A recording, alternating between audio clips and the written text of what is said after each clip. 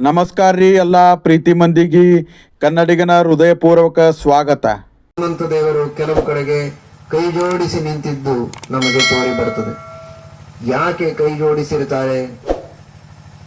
ನಮ್ಮ ಹತ್ರ ಬರಬೇಡಿ, ನಿಮಗೆ ಕೈ ಮುಗಿತೇನೆ ಅಂತ ನಿಮ್ ದಿಕ್ಕಿಗೆ ನಮಸ್ಕಾರ ಅಂತ ಮಾಡಿದ್ದಾರೆ ಅಂತ ತಿಳ್ಕೋಬೇಡಿ, ಅದಕ್ಕಲ್ಲ ಅದು. ಹಾಗಾದರೆ ನಾವು ಮಾಡಿದ ಎಲ್ಲ ಕರ್ಮಗಳನ್ನು ದೇವರಿಗೆ, ನಾರಾಯಣನಿಗೆ, ಶ್ರೀರಾಮಚಂದ್ರನಿಗೆ ಒಪ್ಪಿಸಬೇಕಲ್ಲ, ಅದಕ್ಕಾಗಿ ಕೈ ಜೋಡಿಸ್ತಾರೆ.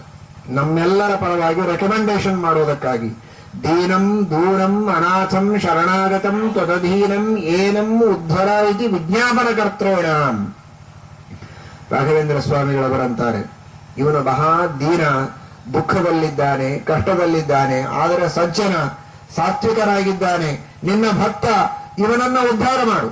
ನಿನ್ನ ಭಕ್ತ ಶರಣಾಗತನಾಗಿದ್ದಾನೆ, ಕಷ್ಟದಲ್ಲಿದ್ದಾನೆ, ಇವನನ್ನು ಉದ್ಧಾರ ಮಾಡುವಂತ ನಮ್ಮ ಪರವಾಗಿ ದೇವರಲ್ಲಿ ಕೇಳಿಕೊಳ್ತಾರೆ ಹನುಮಂತ ದೇವರು. ಕೇಳಿಕೊಳ್ಳಬೇಕಾದ್ರೆ ಎದೆ ಶಟಿಸಿ ಕೈ ಹಿಂದೆ ಮಾಡಿಕೊಂಡು ಕೇಳಲಿಕ್ಕಾಗತ್ತೇನು? ಸರ್ವೋತ್ತಮನಾದ ದೇವರ ಎದುರಿಗೆ ಜೀವೋತ್ತಮರಾದ ವಾಯುದೇವರು ಅತ್ಯಂತ ಭಕ್ತಿಯಿಂದ ಕೈ ಜೋಡಿಸಿ ನಮ್ಮ ಸಲುವಾಗಿ ಕೇಳ್ತಾರೆ. ಒಬ್ಬ, 1, 2, 3, 4 ಅನಂತ ಜೀವರಾಶಿಗಳ ಪರವಾಗಿ ಇವರೆಲ್ಲರನ್ನೂ ನೀನು ಉದ್ಧಾರ ಮಾಡು ಎಂಬುದಾಗಿ ಪ್ರತ್ಯೇಕವಾಗಿ ನಮಗಾಗಿ ನಮಸ್ಕಾರ ಮಾಡಿ ಹನುಮಂತ ದೇವರು ಭಗವಂತನಿಗೆ ಪ್ರಾರ್ಥನೆ ಮಾಡುತ್ತಾರೆ. ಎಷ್ಟು ಜನರಿಗಾಗಿ ಅವರು ನಮಸ್ಕಾರ ಮಾಡಿ ಕೇಳಬೇಕು ದೇವರಿಗೆ? ಒಬ್ಬರೇ ಇಬ್ಬರೇ. ನಿಮ್ ಸಲುವಾಗಿ ನಮಸ್ಕಾರ ಮಾಡಿ ಕೇಳೋದ್ರೊಳಗೆ ಅವ ಮುಂದೆ ಬರ್ತಾನೆ, ಅವನ ಸಲುವಾಗಿ ಮಾಡೋದ್ರೊಳಗೆ ಮತ್ತೊಬ್ಬರು ಮುಂದೆ ಬರ್ತಾರೆ. ಅದಕ್ಕೆ ಹನುಮಂತ ದೇವರು ಕೈ ಜೋಡಿಸಿದ್ದು ಬಿಡಿಸ್ಲಿಕ್ಕೂ ಟೈಮ್ ಇಲ್ಲ ಅವರಿಗೆ.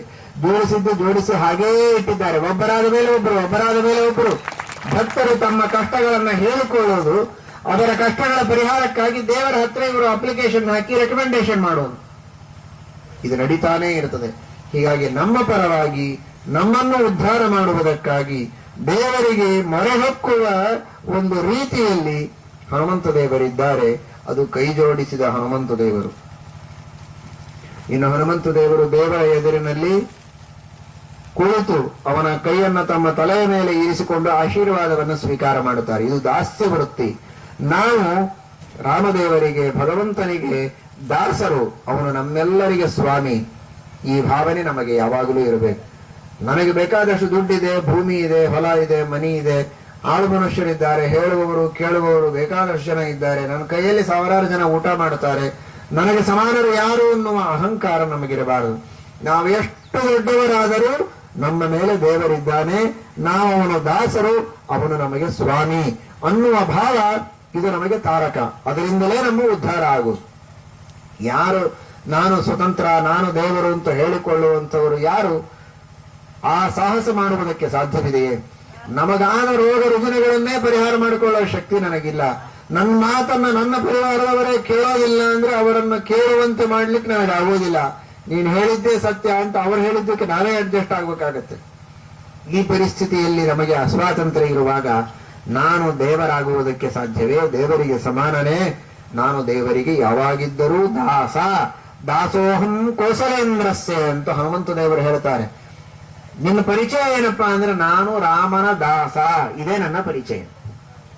ರಾವಣನಿಗೆ ಹನುಮಂತ ದೇವರು ಉತ್ತರ ಕೊಟ್ಟದ್ದು. ಹಾಗೆ ನಾವು ನಮ್ಮ ಗುರುತನ್ನ ಜನರ ಎದುರಿಗೆ ಹೇಳಿಕೊಳ್ಳುವುದಾದ್ರೆ ಏನ್ ಹೇಳಬೇಕು?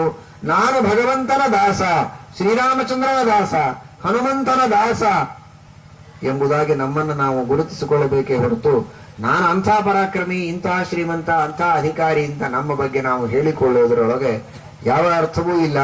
ಈ ದಾಸ್ಯ ವೃತ್ತಿ ನಮ್ಮಲ್ಲಿರಬೇಕು ಅಂತ ಹನುಮಂತ ದೇವರು ಅದರಿಂದ ನಮಗೆ ಸೂಚನೆ ಮಾಡಿಕೊಡ್ತಾರೆ. ಇನ್ನು ಭಗವಂತನನ್ನ ಯಾವಾಗಲೂ ದಾಸ್ಯ ವೃತ್ತಿ ಇದ್ರು ದೇವರ ಎದುರಿಗೆ ಬದೇ ಕುಳಿತು, ದೇವಸ್ಥಾನದೊಳಗೆ ಕುಳಿತು ಮಾತ್ರಕ್ಕೆ ದಾಸ್ಯ ವೃತ್ತಿ ಅಲ್ಲ, ಮನಸ್ಸಿನೊಳಗೆ ದೇವರ ಧ್ಯಾನ ಮಾಡಬೇಕು. ಅದನ್ನ ತಮ್ಮ ಹೃದಯದಲ್ಲಿ ದೇವರನ್ನ ತೋರಿಸುವ ಮೂಲಕ ಹನುಮಂತ ದೇವರು ನಮಗೆ ಸಂದೇಶ ಕೊಟ್ಟರು. ಯಾವಾಗಲೂ ನಿಮ್ಮ ಮನಸ್ಸಿನಲ್ಲಿ ಭಗವಂತನ ಚಿಂತನ, ಭಗವಂತನ ಧ್ಯಾನವನ್ನ ಮಾಡಿ, ದೇವರು ಎಲ್ಲ ಕಡೆಗಿದ್ದಾನೆ, ನಮ್ಮನ್ನ ರಕ್ಷಣೆ ಮಾಡುತ್ತಾನೆ, ಅವನು ಕೈ ಬಿಡೋದಿಲ್ಲ. ಇಷ್ಟೆಲ್ಲ ನಾವು ಬೀಜ ಬಿತ್ತಿದರೆ ಬೆಳೆ ಬೆಳೀತಿದೆ ಅಂತ ನಾವು ತಿಳಿತೇವಲ್ಲ, ಬೀಜ ಬಿತ್ತೋದಷ್ಟೇ ಕೆಲಸ ಹೊರತು ಬೆಳೆ ಬೆಳೆಯಬೇಕಾದರೆ ಯಾರಾದರೂ ಕುಳಿತು ಒಳಗೆ ಆ ಬೆಳೆಯನ್ನ, ಬೀಜವನ್ನ ತಿಕ್ಕಿ ಒಂದೊಂದಾಗಿ ಅದರೊಳಗಿನ ಎಳೆಗಳನ್ನು ತೆಗೆದು ಗಿಡಗಳನ್ನು ಬೆಳೆಸ್ತಾರ, ಬೆಳೆಯನ್ನು ಬೆಳೆಸ್ತಾರ? ಇಲ್ಲ. ಬಿತ್ತುವುದಕ್ಕೆ ನಿಮಿತ್ತ ಅಷ್ಟೇ ನಾವು. ಆದರೆ ಆ ಮಣ್ಣಿನಲ್ಲಿ ಸಣ್ಣ ಬೀಜ ಇಷ್ಟು ದೊಡ್ಡ ಗಿಡವಾಗಿ ಮತ್ತೆ ಅದು ಮತ್ತೆ ಫಸಲು ಕೊಟ್ಟು ನಮಗೆ ಧಾನ್ಯವನ್ನ ಕೊಡುವಂತೆ ಮಾಡುವವರು ಯಾರು? ಒಳಗೆ ಕುಳಿತು ಆ ಕೆಲಸ ಮಾಡುವ ಮಹಾನುಭಾವ ಭಗವಂತ ದೇವರು. ಅಂತಹ ದೇವರು ನಮಗೆ ಮಾಡಿದ ಅನುಗ್ರಹ.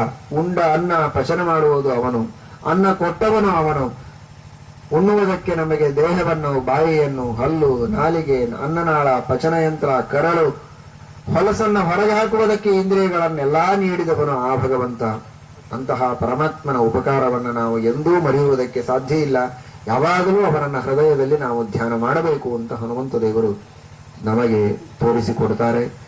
ದೇವರ ಪೂಜೆಗಾಗಿ ನಾವು ಸೇವೆ ಮಾಡಬೇಕು. ಹೂವು ತರುವ ಹನುಮಂತ ದೇವರು ನಮಗೇನ್ ತೋರಿಸಿದರು? ಹನುಮಂತ ದೇವರಿಗೆ ಗಂಧಮಾದನ ಪರ್ವತ ಎತ್ತಿದರೆ ಶ್ರಮ ಆಗಿಲ್ಲಂತೆ, ಹೂವು ತರೋದು ಬಹಳ ದೊಡ್ಡ ಕೆಲಸ ಆಯ್ತಂತೆ. ಶ್ರಮ ಆಯಿತು ಅಂತ ಅನ್ನೋದಕ್ಕೆ ತಾತ್ಪರ್ಯ ಶ್ರಮ ಆಯಿತು ಅಂತ ಅರ್ಥ ಅಲ್ಲ. ದೇವರಿಗಾಗಿ ಹೂವು ತರುವುದು ಅಂದ್ರೆ ಅಷ್ಟು ಕಠಿಣವಾದ ಕೆಲಸ. ಉಗುರು ಹತ್ತಬಾರದು, ಅದರ ವಾಸನೆ ನಾವು ತೆಗೆದುಕೊಳ್ಳಬಾರದು. ಯಾವ ರೀತಿಯ ಅಶುಚಿ ಆಗದೇ ಇದ್ದಂತೆ ಅತ್ಯಂತ ನಾಜೂಕಾಗಿ ಜಾಗರೂಕತೆಯಿಂದ ನಾವು ದೇವರಿಗೆ ಪುಷ್ಪವನ್ನು ತರಬೇಕು. ದೇವರಿಗೆ ಪುಷ್ಪ, ತುಳಸಿ ಮೊದಲಾದ ಎಲ್ಲ ಪೂಜಾ ಸಾಮಗ್ರಿಗಳನ್ನು ಸಿದ್ಧ ಮಾಡಿ ದೇವರ ಪೂಜೆಯನ್ನ ಮಾಡಿ ಭಗವಂತನ ಎಲ್ಲ ಸೃಷ್ಟಿಯಲ್ಲಿರುವ ಪದಾರ್ಥಗಳನ್ನು ದೇವರಿಗೆ ಅರ್ಪಿಸಬೇಕು. ಇದೇ ಭಗವಂತನ ಪೂಜೆ. ಅಂತಹ ಪೂಜೆಯನ್ನು ನಾವು ಮಾಡದೆ ನಮ್ಮ ಜೀವನದಲ್ಲಿ ನಾವು ಇರಬಾರದು ಅನ್ನುವುದನ್ನು ಹನುಮಂತ ದೇವರು ಆ ಪೂಜಾ ಭಂಗಿಯಲ್ಲಿ ನಮಗೆ ತೋರಿಸಿಕೊಡುತ್ತಾರೆ.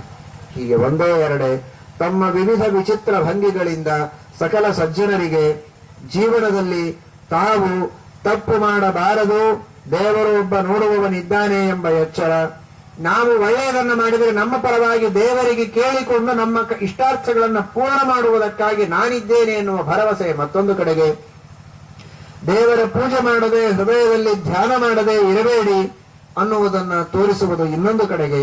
ಹೀಗೆ ನಾನಾ ವಿಧವಾದ ಸಂದೇಶಗಳನ್ನ ತಮ್ಮ ಚಿತ್ರಗಳಿಂದಲೇ ಪ್ರತಿಮೆಗಳಿಂದಲೇ ತೋರಿಸಿಕೊಡುವ ಮಹಾನುಭಾವರು ಹನುಮಂತ ದೇವರು.